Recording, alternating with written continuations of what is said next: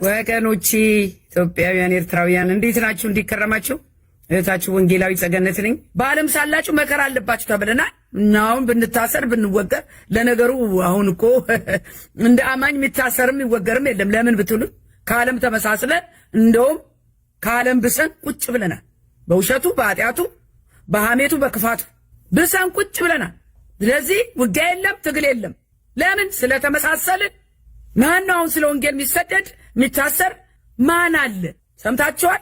ከሰማችሁ ለእኔ ንገሩ። ያው የሚያስጨፍረው ነቢይ ቀጥሏል። ሌሎችም ቤተክርስቲያን በጣም የሚያሳፍርና የሚያሳቅቅ ዳንስ እያየን ነው። ጉድበል ዘንድሮ።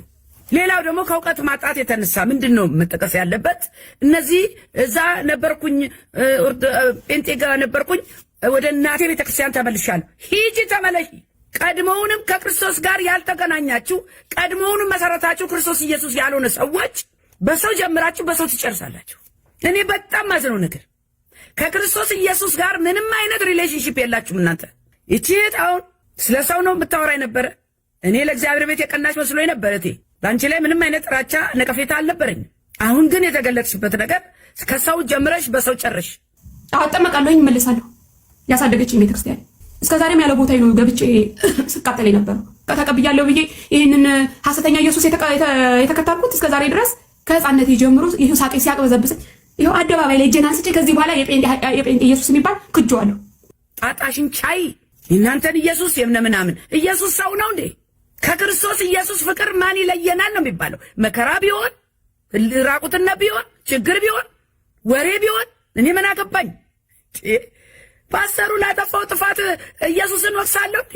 ነብዩ ለሰራው ውሸትና ኃጢአት ጌታን እርቃለሁ እንዴ? ከጌታ ቤት ወጣለሁ እንዴ ለነብዩ ብዬ? ፎር ዋት ሪዝን? ይሄ እኮ ምንም አይገናኝም። ምን አገባኝ? ጌታዬ የኔ ነው፣ የግሌ ነው። ሪሌሽንሺፕ ምን አይነት አስተሳሰብ ነው ያላችሁ እናንተ?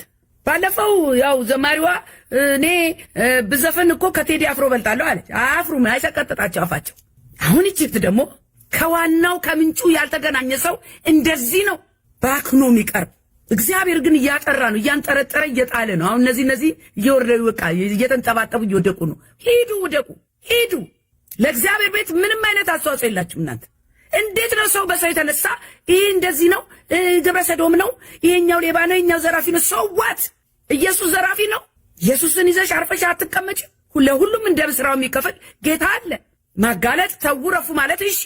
ስለዚህ ታችን ጠዋትና ማታ ስለ ሰዎች ስታወሪ ነበር። የአገልጋዮችን ድክመት መዘርዘር ዋና ስራሽ አርገሽ ነበር። ከእግዚአብሔር ቤት የቀናሽ መስሎኝ ነበር። ለካ ጅማሬሽም ፍጻሜሽም ሰው ኖሯል። ስለዚህ መንገዱን ጨርቅ ያርግልሽ አለ። የእግዚአብሔር ቤትን ግን አትሳደው፣ ዋጋ ያስከፍላችኋል። ምንድን ነው ካላችሁኝ፣ ዕውቀት ማጣት። አንድ የኦርቶዶክስ መምህር ደግሞ ኢየሱስ ያድናል የሚል መሪ ቃል መጽሐፍ ቅዱስ የለም አለ። መጽሐፍ ቅዱስ ውስጥ የለም። የት ነው ያለው? ታክሲ ውስጥ። አሳፋሪ። መጽሐፍ ቅዱስ አንብቦ ማያቅ ሰው እንደዚህ ነው። ዋናውን ትታችሁ መረቁን አውጦልኝ ትላላችሁ። በፓስተር ስም አጋንንት አይወጣም አለ። እኛ አጋንንት በፓስተር ስም ይወጣል ስንል ሰምተሃል? አጋንንት የሚወጣው በክርስቶስ ኢየሱስ ስም ብቻ ነው። ይህንን ነው ጴንጤ የሚያውቀው። ከየት አምጥታችሁ እንደምታወሩ አላውቅም። በፓስተር ስም አጋንንት አይወጣም። ኢየሱስ ያድናል የሚል መሪ ቃል መጽሐፍ ቅዱስ ውስጥ የለም። የሰማችሁ ነው። ታክሲ ውስጥ ነው ያለው። በፓስተር ስም አይወጣም። በቃ አይወጣም። በእነሱ ስም ካልወጣ በእኛ ቅዱሳን ስም ግን ይወጣል። እየጮኸ ነው የሚወጣው፣ ብንትን የሚለው። ይሄ የቀናተኞች ጥያቄ ነው። በነብዩ ስም አጋንንት አይወጣም ይወጣልን ብለን አላወራንም። እናንተ ግን በቅዱሳን ስም አጋንንት ይወጣል ብትን ብን ብሎ አለ። ብትን ብን ብሎ እዛው ነው የሚቀመጠው። የምታወጡት አጋንንት ደግሞ ሰይጣንን በሰይጣን አባ ገብረ ኪዳን ደግሞ ቢጫ ልብስ ወልቋል። አሁን በዚህ ሳምንት አባ ገብረ ኪዳን ያሉትን ነገራቸዋል። ቪዲዮ አያይዛል። አባ ገብረ ኪዳን ቢጫ ልብስ ወልቆ ጥቁር ለብሰዋል። ለምን? ሕማማት ነው። ከዛ ዋና ብለው የጠቀሱትን በዚህ ሳምንት አባ ገብረ ኪዳን በዚህ ሳምንት ምን አሉ? ባልና ሚስት አብረው እንዳያዳኙ ዋናችን ናት። አባ ስንት ኃጢአት እያለ ባልና ሚስት ፍቅር ቢሰራ ምን ችግር አለ? ምን ችግር አለው? አትዋሹ አይሉ። እኔ እንደውም ልጅ ሆኜ እና አሁን ባልና ሚስት አብረው አትተኙ ሲባል ከአልጋ ወዲቅ ያለ ይላሉ እናቶች። እኔ ምን ማለት እንደሆነ አልገባኝ። ከማየ ጋር ሄጄ አባ እኔም ከአልጋ ወዲቅ ያለ አለች። ማየ በጣም ደነገጠች። እኔ አልገባኝ። በኋላ ነው የገባኝ። እንዴ ማየ ካልጋው ዲቃል ስትይ ሰምቼሻለሁ።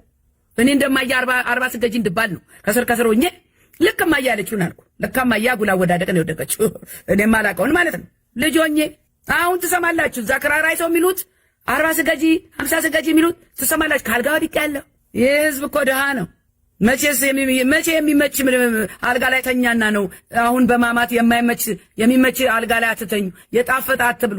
አረ የተገኘውን ይብላ ህዝቡ፣ የተገኘውን ይብላ። የኢትዮጵያ ህዝብ ተርቧል። እንዲህ እያላችሁ ነው ወደኋላ ያስቀራችሁ። ህዝቤ እውቀት ከማጣት የተነሳ ጠፍቷል።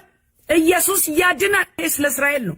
እነዚህ እስራኤላውያን አሉ። አንዷ የሴኔቱ አባል ነች እስራኤላዊትና ኢትዮጵያዊ ሆነው ኢትዮጵያ ሀገር ውስጥ ሆነው ስለ እስራኤል ክፉ የሚያወሩ ሰዎች አሉ። እስራኤል እንዲያረገች፣ እስራኤል እንዲያረገች፣ እስራኤል እንዲያረገች፣ ደግ አረገች። የፈለገ እስራኤል ብትከፋ የእግዚአብሔር የተመረጠ ህዝብ መሆኑን አይቀይሩም። አንድ የፈለገ እስራኤል ብትከፋ ከኢትዮጵያ ህዝብ ክፉ አትሆንም። የኢትዮጵያ ህዝብ ክፉ ነው።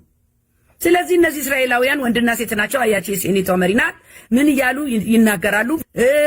የኢትዮጵያውያንን የኦርቶዶክስን ገዳም እስራኤል እየዘጋች ወደ መስጊድ እየቀየረች ነው እየተባለ ይወራል። ይህንን ለማጥራት ነው የመጡት። ክርስቲያኖችን እስራኤላውያን እያሳደዱ ነው፣ ህግ እያወጡ ነው እያሉ አሉ ባልታ።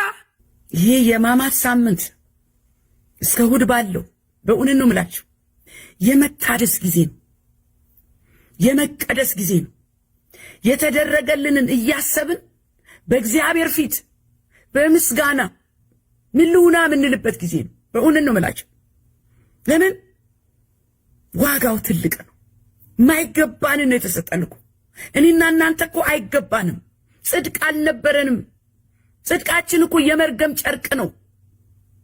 የእግዚአብሔርን ምሕረት እያሰብን በጸጥታና በዝግታ በምስጋና ስብከታችን የሚቀየርበት በንስሐ ዝቅ የምንልበት የእግዚአብሔርን ፊት የምንፈልግበት ጾም ጸሎት ይዘን በእውነት ነው የምላችሁ ይህንን የምናደርግበት ሳምንት ነው። ይሄ እንካችሁ ስጋዬ እንካችሁ ደሜ ያለበት ሳምንት፣ የፍቅርን ጥግ ያየንበት ሳምንት ይሄ ነው።